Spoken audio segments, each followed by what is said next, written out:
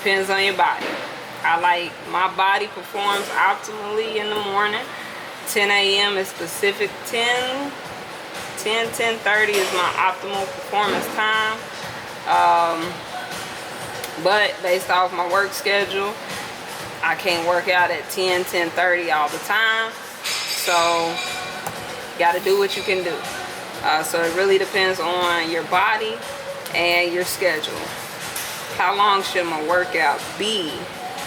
Again, it depends on your level. It depends on your body. Depends on your goals in which you are trying to reach. But they should not, in my opinion, you shouldn't be doing no 3-hour workout, 2 or 3 hour workout.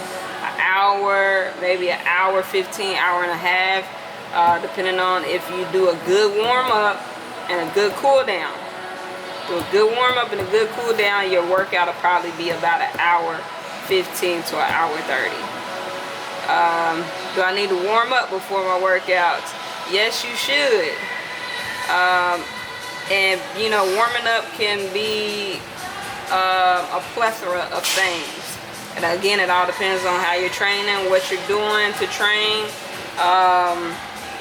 So one of the most generic ways I have my clients warm up is doing cardio, about 5 minutes of cardio, and it's just to get blood flow throughout the body, get your blood vessels working, getting blood pumped to the muscles, get that your heart rate up.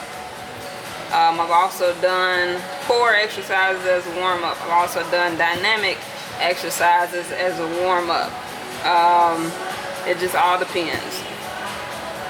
Should I do strength training, cardio, or both? Both. Should I lift weights for strength training? You don't have to. Body weight is good enough. You do not have to use weights. Everybody has this notion that they have to be in a gym with all this heavy weight. Again, it all depends on what you're looking for, what your goals are. But you do not have to lift weights to strength train. You can use your own body weight. Body weight actually lasts longer than lifting weights. Is there any fitness terminology that would be helpful for me to know? Depends on what you want to know. It's a lot of terminology. I think every profession, everybody has a different terminology depending on what field you're in, and some people use some of the same what are they called, abbreviations, but they mean different things. For example, PT can mean personal trainer or physical therapist. It just depends on well, we're both in the exercise field, but it depends on who you're going for, what you're doing. But knowing your basal metabolic rate, heart rate,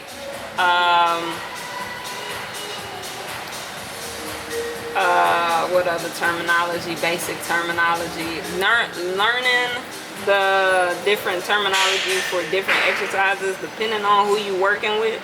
Every trainer has different terminology too. So again, it learning terminology, if you're working with somebody, you're gonna pick it up the more you do it. So terminology, it can be helpful, but Google it. That's all I can say. Google me, baby. I'm struggling to get through my workouts. What should I do? Why are you struggling? Figure out why you're struggling to get through your workouts. Is it a motivation thing? Is it a fatigue thing? Are you not eating enough? Are you not sleeping enough? Do you even want to do your workout? Why are you doing your workout? What is your determining factor behind you? What is your motor behind you working out? Today, for me, I don't know where it came from. I'm calm. I'm pissed at the same time. And that anger, that frustration actually fueled my workout today. So it's all about why are you not getting through your workout. Figure that out, and then you can figure out what to do to get through your workout. Do you need a buddy? Do you need a partner? Do you need accountability? Do you know what you're doing in your workout? Or do you know how to use the equipment that you got for you, that you're trying to do for your workout?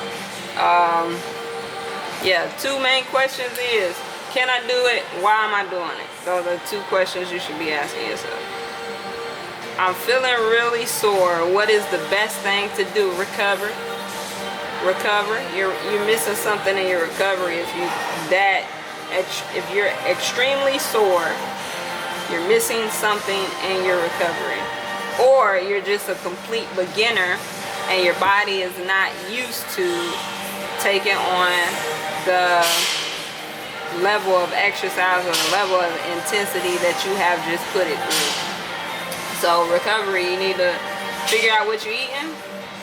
Have a nice, well-balanced diet. You need to stretch for sure after. You need to sleep. Let those muscles repair themselves.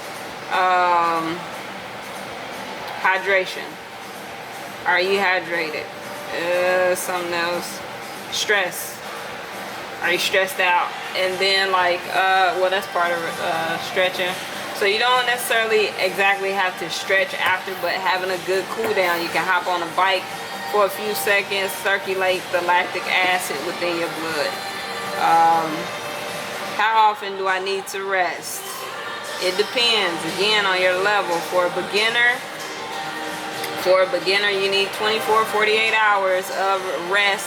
Well, hold up. Does that mean sleep or recovery? So in between workouts, if you're a beginner, I recommend 24, 48 hours of rest in between. 24 at minimum. But rest-wise, some people recommend 8 hours, but it all depends on your body. How much rest do you need in order to recover? It's like a cardiovascular workout. Usain Bolt, he can run. Say he runs and he's able to, take 20, 30 seconds to recover. Whereas my ass, I run 100, 200 meter race, 400 meter race on the track. Bitch, I need an hour, okay? I need an hour. Let me recover. I'll be over here on the sideline laying in the shade. Give me some ice. How do I stay motivated to work out? Why are you working out? If your why is not greater, for a greater reason, a greater cause for you to be working out, you're not going to stay motivated. And then consistency. That Jim Jones interview, when you lose motivation, at least stay consistent. Show up. Eventually you're going to do something. And then get around the right people. What is your mindset? Where your mind at? Again, why are you doing this? That's probably the biggest question a lot of people need to ask themselves when doing anything. How can I measure my progress? You can use a scale. You can use measurements. You can use them little them waist beads that are becoming popular. You can use your clothes. You can use your shoes too. Some people's feet be so swollen that when they start to lose weight, their feet start to shrink. Pictures. Taking pictures. A picture says 1,000 words. So those are some great ways to measure your progress.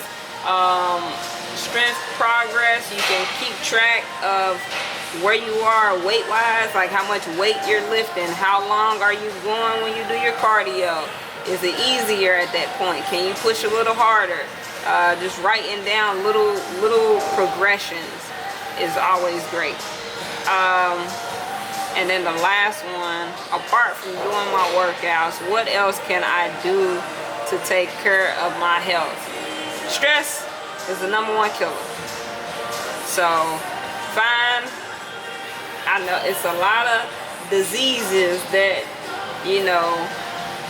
that they give that say, hey, this is the #1 killer, 2nd killer, 3rd killer, 4th killer. But stress, when you boil it down to everything, stress is the #1 killer. Make sure you eating pretty decent, eating clean as possible. Treat yourself, of course, but try to stay away from those refined sugars. Stay away from those pops and stuff like that. Candies. Eat you some fruits, some vegetables. Eat more fruit and vegetables. Lay off eating a lot of meat, red meat especially. I'm not saying you don't have to eat it or you can't eat it. Don't eat it all the time. That shit just sits in your stomach. It processes a lot slower than fruits and vegetables and whole grains. So again, manage your stress, walk, yeah, and eat a well-balanced diet. That's all I got for today. That's my 13 questions for the day.